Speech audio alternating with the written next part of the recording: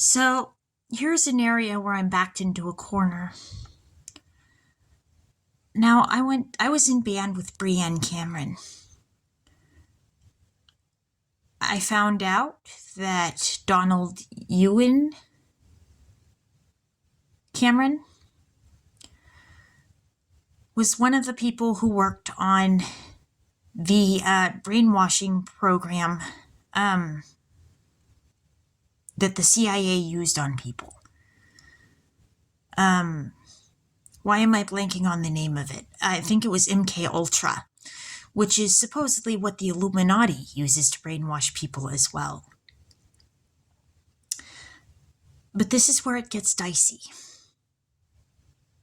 See, someone named Cameron, I think they were a survivor, and I'm blanking on their first name, but they were a survivor of the Titanic.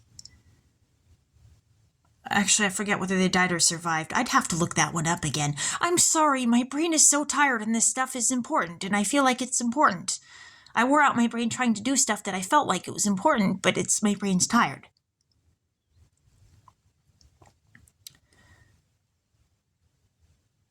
But he was the creator. He worked on MK Ultra for the CIA. Donald Ewan Cameron. Judy Barzee was in Growing Pains with Candace Cameron and Leonardo DiCaprio, who was in James Cameron's Titanic. Katie Peters died on the Titanic. My great-grandma Wilhelmina, I knew my great-grandmother to be Wilhelmina Peters. And when I found this out, I think my jaw just dropped. I started crying. I think I lost my shit. I broke down. I mean, this just hit hard. Picturing the way she would have died on the ship,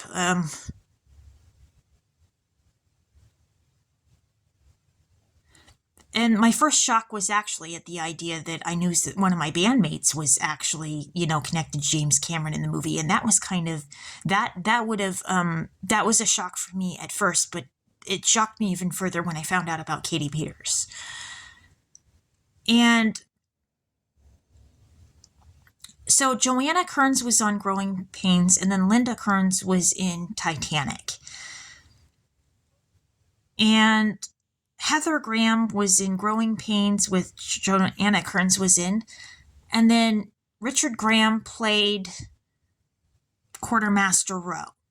And I went to school with Marcia Rowe. She was in drama. And I think it was with her and Jessica Sinsheimer and a few others, Marla Mitchell and a few others, that we performed Phantom of the Opera for the talent show in our school. And Nicholas Rowe was a 9/11 victim. And Deborah Rowe is the mother of Paris Jackson, Michael Jackson's daughter. And Paris Jackson looks so much like Marcia, it's uncanny. I mean, there's no denying that's who she looks like. I mean, it's just like, dang.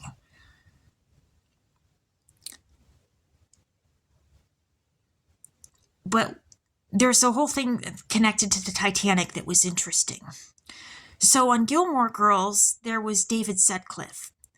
Now, Stu Sutcliffe was in the Beatles, and Sutcliffe and Sangorski binded the jeweled Rubaiyat book that sunk on the Titanic. And then Lauren Graham was on Gilmore Girls. Edward Graham died on the Titanic. And I dated Kalen Graham. And I dated him for about 1.5 years.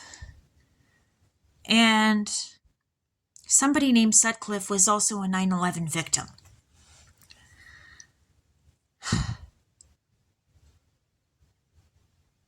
And so there's something connecting this whole thing with the Titanic and 9/11, and something about it is relevant. Now, on Saturday Night Live was Heather Graham, who was on Growing Pains, and in Scream 2, which Laurie Metcalf was in. And in Scream 2 was Jamie Kennedy. and Sarah Michelle Gellar. So Laurie Metcalf was in it. She was in JFK. Sarah Michelle Gellar was in it. She was in A Woman Called Jackie with Mark Metcalf and Roma Downey. And somebody named Gellar, it might have been Timothy Geller or Paul Geller. I don't know why I'm blanking on it. I'm very tired.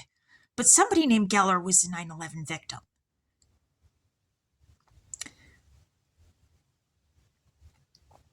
And Sarah Michelle Gellar was on Saturday Night Live, which George Kennedy was on.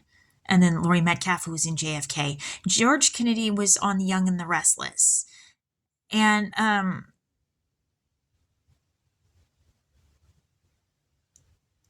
he was also in the Naked Gun movies, which O.J. Simpson was in.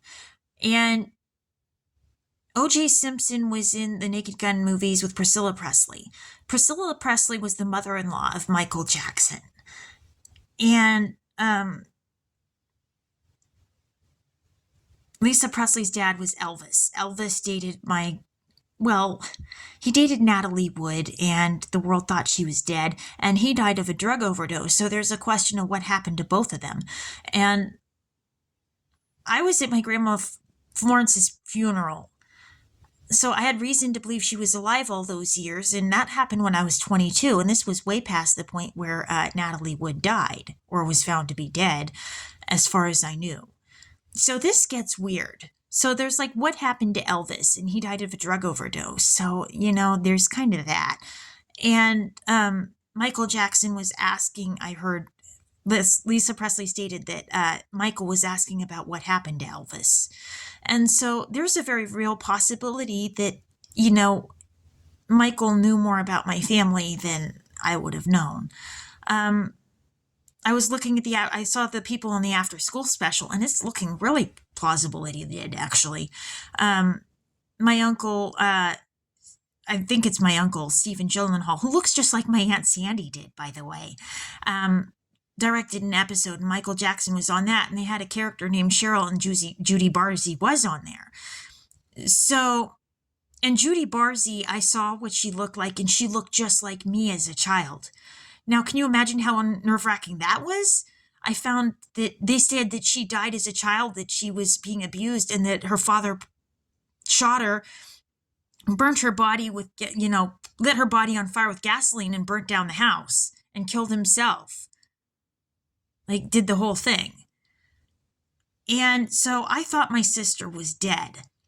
So this thing gets weirder. And I found out later there was somebody who looked just like me named Monet Mazer. And oh my God, was it uncanny how much she looked like me. I was sitting there looking at this actress that looked just like me, and it's like, holy shit. Same height, same build, same face. The only real distinction that I noticed was her hair was all highlighted and mine was dark brown. And I've highlighted my hair like that she had it before, so it's not like I've never looked like that either.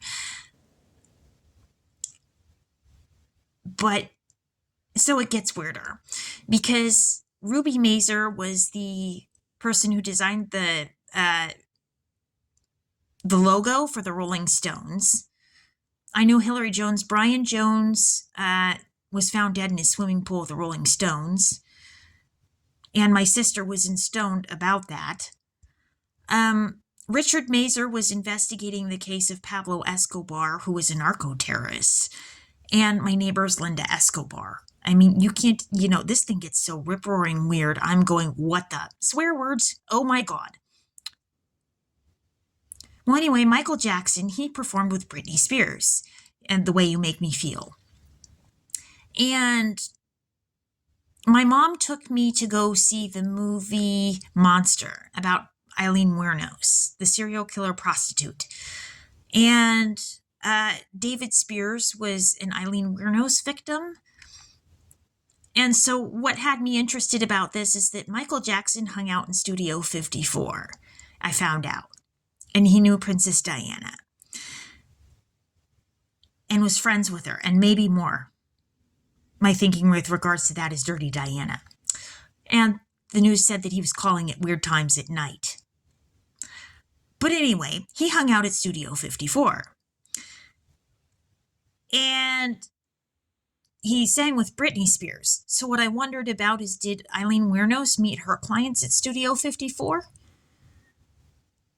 And so Britney Spears was also on Saturday Night Live, and so was Neve Campbell, who was in Studio 54. So I'm starting to think Studio 54 is really relevant here. Something about that is really important. And the Rolling Stones were on Saturday Night Live, and they hung out at Studio 54, like Ronnie Wood. So there's something significant. And then they said the cast of Charlie's Angels hung out at Studio 54 as well. And Natalie Wood, it said, was one of the silent partners for Charlie's Angels. So Studio 54, they were known for sexual debauchery. They were known for drug use, wild parties. I mean, it was just nuts. So I saw the movie Gia, about the life of Gia Karanji, the model. And Gia Karanji hung out there too. And Leslie Karanji was on Saturday Night Live. And Gia died of AIDS. And that was when AIDS was still new. And she was beaten up by her drug dealer. And so my question is, what did Gia Karanji know about what was going on with Studio 54? And did somebody have a role in playing it in her AIDS-related death? And so what I heard is that there was a lot of famous celebrities that hung out at Studio 4. It was the elite of the celebrities that got to hang out in Studio 54. That's who they let in through the door.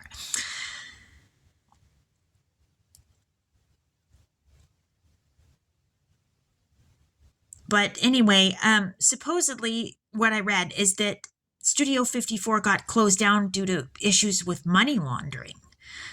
And they were being investigated for that, and eventually they closed. But I'm wondering, what did Princess Diana know about Studio 54, considering Michael Jackson attended there? And she seemed to have a close thing with him.